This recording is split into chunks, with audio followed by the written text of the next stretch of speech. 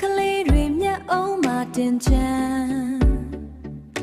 အေးစတဲ့ဒီဆောင်ရရှိမှာမင်းတွေထွေးတဲ့အပြုံးလေးတွေလိုအပ်တယ်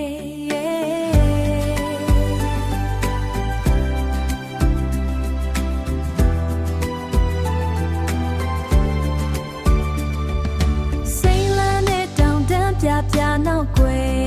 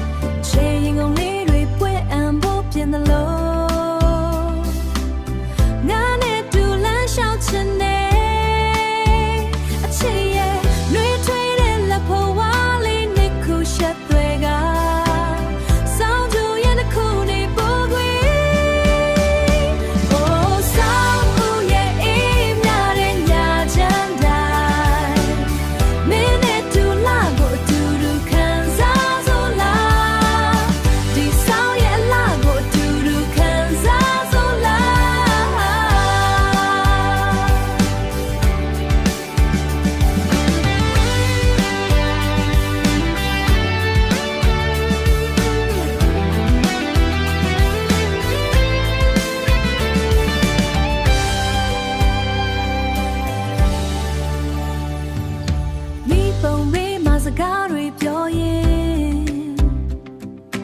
ကော်ဖီပူလေးတစ်ခွက်ကိုမြတ်တော့လို့ကြပြဆန်တဲ့အချစ်ရဲ့ရနံ့တွေနဲ့ဒီဆောင်ရသည်ကိုအမတ်တရားဖြစ်စေဒီဆောင်ရသည်ကိုအမတ်တရားဖြစ်စေခြင်းနဲ့